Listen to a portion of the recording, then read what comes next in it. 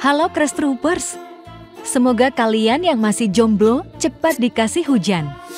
Setiap negara pastinya memiliki versi kisah sejarahnya masing-masing. Tahukah kalian, ada beberapa negara di dunia ini yang memiliki keterkaitan sejarah dengan negara kita? Apakah mungkin Indonesia merupakan nenek moyang dari negara-negara yang nun jauh di sana?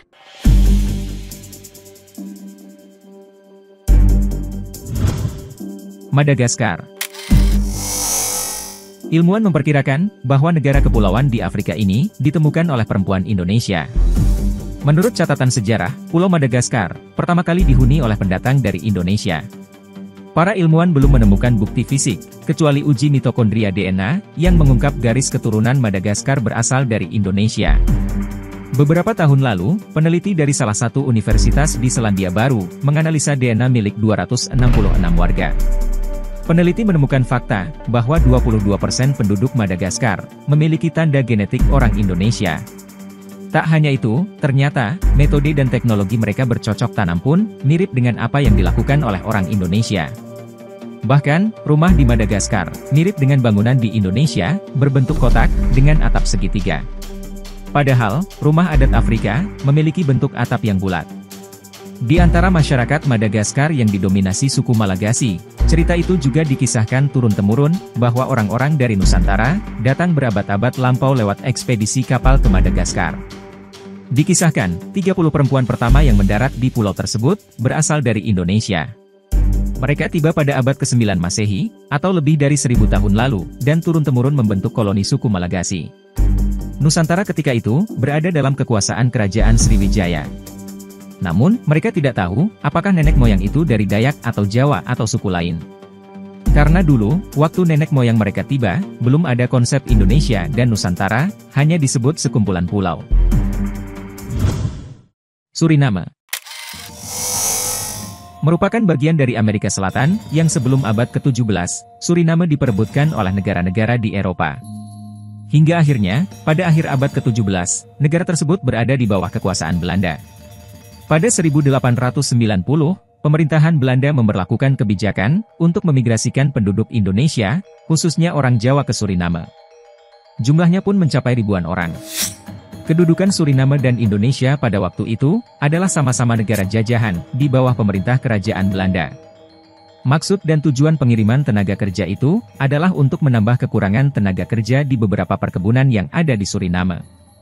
Pertimbangan lain dari pemerintah kerajaan Belanda saat itu adalah karena rendahnya perekonomian penduduk di Pulau Jawa yang disebabkan oleh bencana alam meletusnya gunung berapi. Kemelaratan yang sangat itu diderita penduduk di beberapa daerah di Jawa. Oleh karenanya, maka kebanyakan para tenaga kerja itu berasal dari Jawa Tengah, ada juga dari Jawa Timur, dan yang paling sedikit dari Jawa Barat. Meskipun orang-orang Indonesia ini telah lebih dari 100 tahun tinggal di Suriname, kenyataannya, mereka masih memiliki adat dan kebiasaan seperti di Pulau Jawa, antara lain masih ditemukan pesta tayuban, wayang kulit, wayang orang, ludruk, dan tarian jaran kepang. Hingga kini, warga Suriname juga menggunakan bahasa Jawa sebagai bahasa keseharian. Kepeng kepethuk ngono, wasi rak petuk sedulur, kepeng niro podo-podo pongsone. Iya. Malaysia. Seperti yang kita ketahui, letak Malaysia begitu dekat dengan Indonesia, bahkan ada yang berbatasan langsung. Hampir sebagian orang Malaysia dikabarkan masih memiliki hubungan darah dengan Indonesia, karena nenek moyangnya kebanyakan dari negara kita, seperti dari suku Minang, Bugis, Aceh, Banjar, Jawa, Medan, dan suku lainnya. Bahkan, Perdana Menteri kedua Malaysia, Tun Razak, berasal dari keturunan kerajaan Goa Sulawesi. Di Palembang, berdiri Tugu Parameswara berbentuk pelepah daun pisang, yang menunjukkan bahwa Palembang sebagai simbol pemersatu rumpun Melayu di Nusantara. Semua wong Melayu yang ada di Nusantara, khususnya di Malaysia, Singapura, Thailand Selatan, dan Brunei, berasal dari Palembang. Mereka semua keturunan dari Parameswara dan pengikutnya, seorang panglima dari Palembang. Sekitar abad ke-14, Majapahit menyerang Palembang, setelah kerajaan Sriwijaya melemah. Salah satu pangeran dan panglima perang di Palembang, yakni Parameswara, tidak mau tunduk kepada Majapahit. Dia pun bersama Sang Nila Utama, pergi meninggalkan Palembang. Mereka lari ke Pulau Tumasik Singapura, lalu ke Malaka. Di sana, dia membangun kerajaan, yang kini menjadi Malaysia. Ketika dia melakukan kontak dengan pedagang dari Persia, Tiongkok, dan Gujarat yang Muslim, Parameswara kemudian memeluk Islam, dan mengganti namanya menjadi Sultan Iskandar Shah. Beberapa keturunan Parameswara dan pengikutnya, diakini pula berlari ke Brunei Pattani, dan Narathiwat di Thailand Selatan. Kaledonia Baru. Wilayah teritorial kecil milik Prancis di timur Australia ini, merupakan bekas jajahan Prancis. Beberapa penduduk dari negara ini, warganya merupakan suku asli Jawa. Keberadaan orang Jawa di Kaledonia Baru, bermula saat pemerintah Prancis kekurangan pekerja perkebunan kopi dan tambang nikel. Oleh Belanda, pada tahun 1896, dikirimlah 170 orang Jawa ke Noumea. Mereka mengikuti peraturan Coeli Ordonantie, dengan masa kontrak 5 tahun. Mereka dikenal pekerja tangguh, dan mudah beradaptasi dengan lingkungan baru. Pada awal kedatangan mereka di Kaledonia Baru, mereka harus belajar berbicara bahasa Perancis, hingga makan roti. Namun, mereka tetap menyukai suara gamelan, dan pertunjukan wayang kulit. Sebagian pekerja dari Jawa yang telah selesai masa kontraknya, memutuskan tidak pulang kembali ke Jawa, dan memilih tinggal di Kaledonia Baru.